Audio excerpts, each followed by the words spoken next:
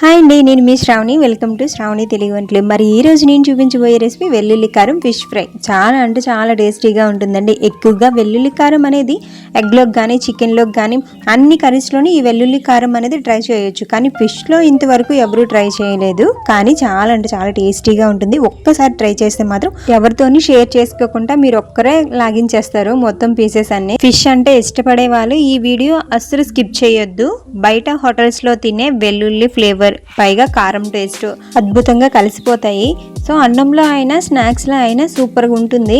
ఈ వీడియో మాత్రం లాస్ట్ వరకు చూసి మీకు నచ్చితే మాత్రం ఒక చిన్న లైక్ చేసి ఇలాంటి కొత్త రెసిపీస్ కోసం మన ఛానల్ అయితే సబ్స్క్రైబ్ చేసుకొని సపోర్ట్ చేయండి ప్లీజ్. అలాగే బెల్ ఐకాన్ కూడా ఆన్ చేసి పెట్టుకుంటే నేను పెట్టే ప్రతి రెసిపీ మీ దాకా వస్తుంది.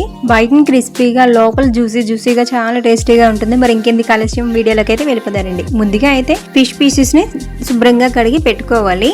ఇదే రకం కాకపోయినా మీకు ఏ రకం దొరికితే ఆ చేపలను అయితే తెచ్చుకొని క్లీన్ చేసి పెట్టుకొని ఫిష్ పీసెస్ అన్నిటిని ఒక బౌల్లోకి అయితే వేసుకోవాలి. చిన్న స్పూన్ తోటే 1.5 వరకు సాల్ట్ అనేది వేసుకోవాలి. తర్వాత కారం కూడా యాడ్ చేసుకోవాలి.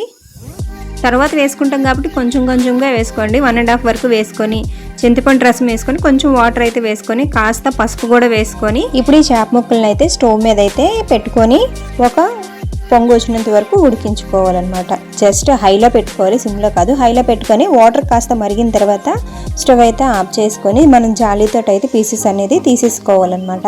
చూసారా, వాటర్ అనేది ఇలా ఒకసారి పొంగు వచ్చిన తర్వాత స్టవ్ అయితే ఆఫ్ చేసుకొని ఈ జాలీతో జాగ్రత్తగా తీసుకోండి, ముక్క అనేది విరిగిపోకుండా ఉండడానికి. మొత్తం చేపలన్నింటినీ తీసుకొని ఒక ప్లేట్లోకి అయితే వేసుకోవాలి. వాటర్ అంతా ఆరిపోయిన తర్వాత మనం ఫ్రై చేసుకోవాలన్నమాట. ఇప్పుడు చేపలన్నింటినీ ఒక ప్లేట్లోకి తీసుకోండి జాగ్రత్తగా. ఇప్పుడు చేపలు ఆరిన తర్వాత వేరే ప్యాన్లో డీప్ ఫ్రైకి సరిపడా ఆయిల్ అయితే వేసుకొని ఆయిల్ మరిగిన తర్వాత ఒక్కొక్కటిగా చేప ముక్కలను అయితే జాగ్రత్తగా వేసుకోండి.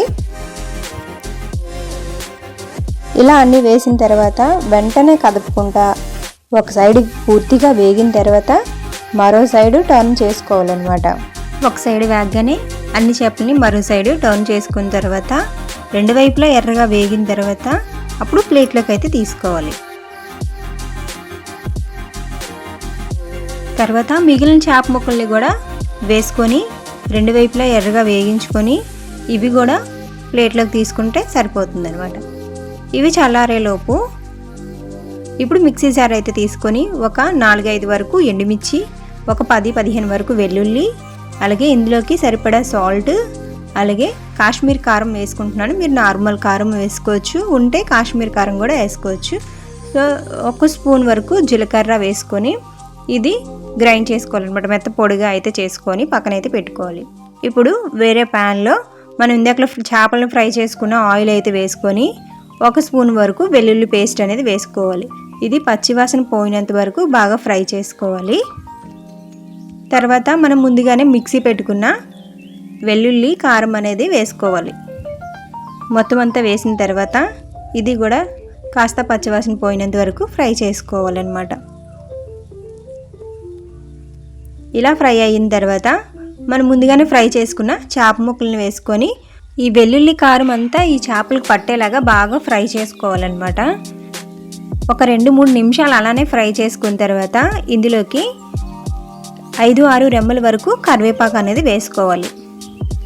కరివేపాకు వేసిన తర్వాత మరో 2-3 నిమిషాలు వేగించుకుంటే చాలు. ఈ రెసిపీ చాలా తొందరగా అయిపోతుంది, అంతే టేస్టీగా ఉంటుంది కూడా. చాలా అంటే చాలా టేస్టీగా ఉంటుంది. తప్పకుండా మీరు ట్రై చేయండి. సో ఎలా వచ్చిందో కామెంట్ మాత్రం మర్చిపోకండి. అలాగే ఈ వీడియోకి ఒక లైక్ చేసి మన ఛానల్ అయితే సబ్స్క్రైబ్ చేసుకొని సపోర్ట్ చేయండి please. Thank you for watching. మళ్ళీ నెక్స్ట్ వీడియోలో కలుద్దాం. అంతవరకు టాటా, బాయ్ బాయ్.